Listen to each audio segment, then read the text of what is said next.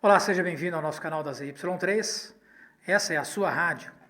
E eu vou fazer uma colocação aqui para você. Vamos ver se você vai concordar comigo aqui. Juntos, mas separados? Só que não? Hoje, nesse meio do que nós estamos vendo aí do coronavírus, todo mundo está falando assim, né? Hashtag juntos, mas separados. E eu coloquei, só que não.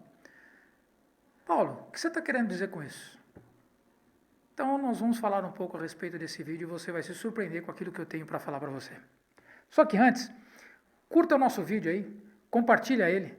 Nós temos o nosso site www.zy3.com.br. Lá você pode verificar notícias, você pode ver vídeos, você também pode baixar o nosso aplicativo para o seu celular Android. Olha que legal, música 24 horas por dia. Nós também temos o nosso canal no YouTube, também temos o nosso Facebook e o nosso Instagram. Peço por você, compartilhe, curta, coloque lá seus comentários. Então nós vamos falar o seguinte, ó. Juntos, mas separados, só que não.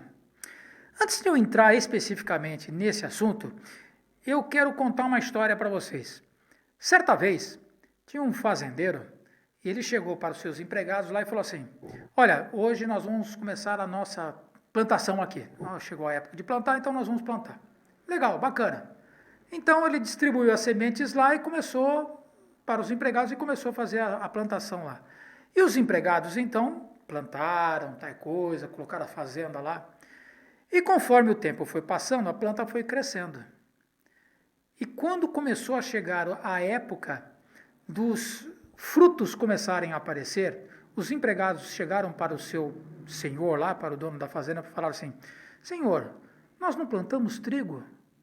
Como que tem joio nesse meio desse trigo? Então o senhor lá falou assim, olha, o meu vizinho invejoso chegou essa noite, aí chegou numa das noites, e quando vocês plantaram, semearam lá o trigo, ele também semeou junto o joio na calada da noite. Interessante isso, né? Muito interessante. E então os empregados falaram assim, bom, então, patrão, então nós vamos pegar e vamos arrancar o joio. E o patrão virou e falou assim, não, deixe que cresçam juntos. E aí, quando chegar a época da colheita, o pessoal da colheita vai separar o joio do trigo.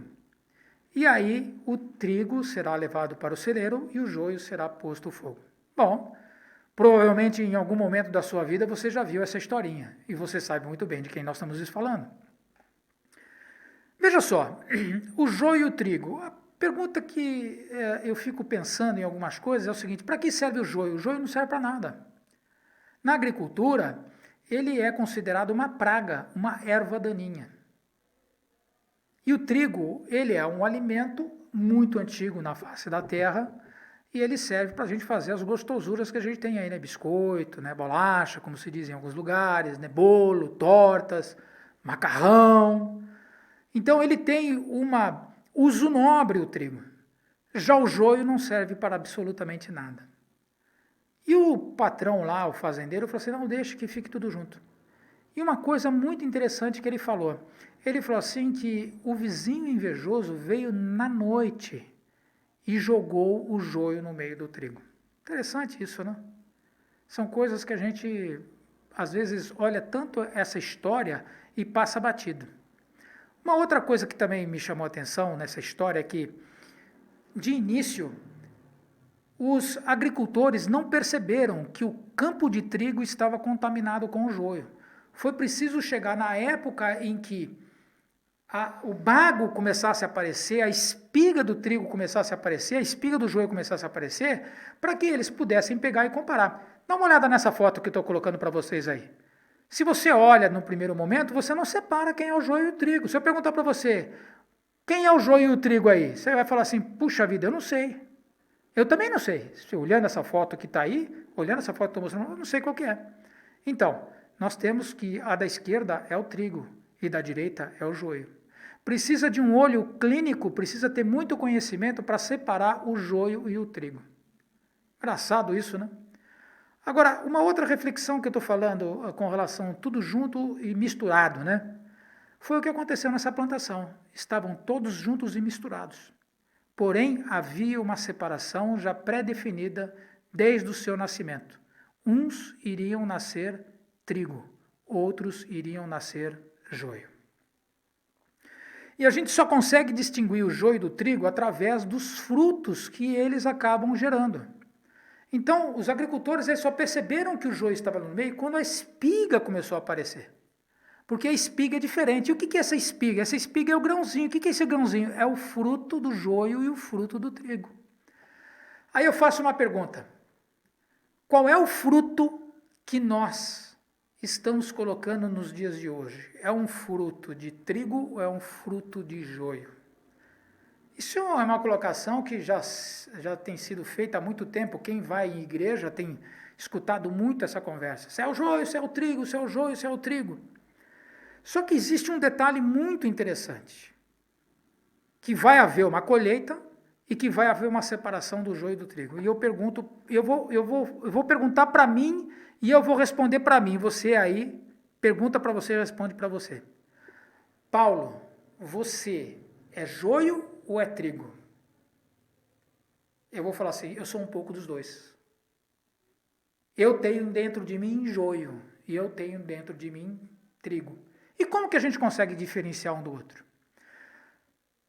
A palavra, ela nos fala que pelos frutos nós vamos conhecer quem é quem no meio dessa história. Quais são os frutos do trigo? Temperança, amor, bondade, justiça,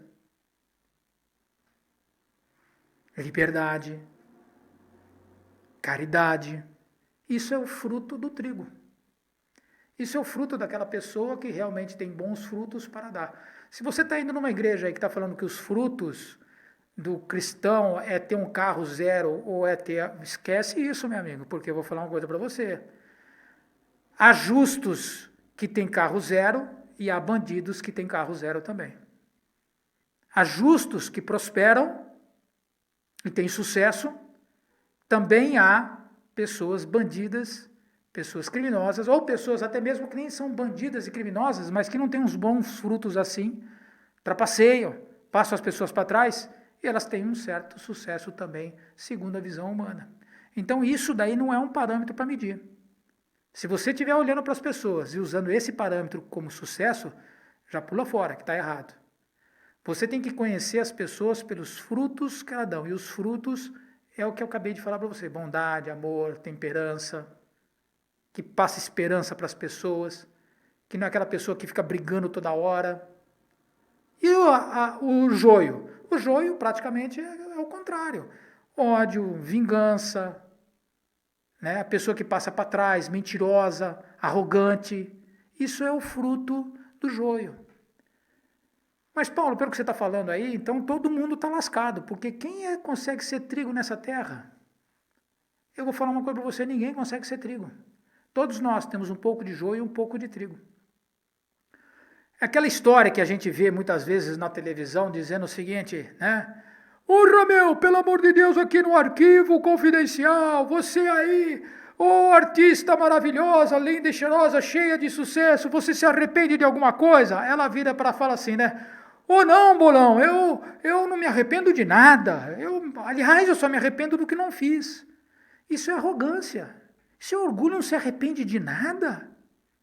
Será que não consegue olhar no espelho e dizer assim, puxa vida, eu falei mal, eu tratei aquela pessoa com arrogância, eu fui rude, puxa vida, eu trapaceei, eu menti. Qual é o ser humano que nunca fez isso na sua vida? E nós precisamos fazer essa autoanálise. No vídeo lá que eu falei dos enxames do terremoto, que está aí na tagzinha, você pode estar vendo aí no YouTube, tá? Nós comentamos exatamente isso, nós precisamos olhar o nosso interior e conhecer o nosso interior. Olhar no espelho e saber o seguinte, puxa vida, você está pisando. Paulo, você está mal na fita, você falou muita coisa errada. Mas eu também reconheço que tem coisas boas. E aí fica aquela questão, Paulo, se só o trigo será recolhido, como que dentro da gente separará o joio do trigo?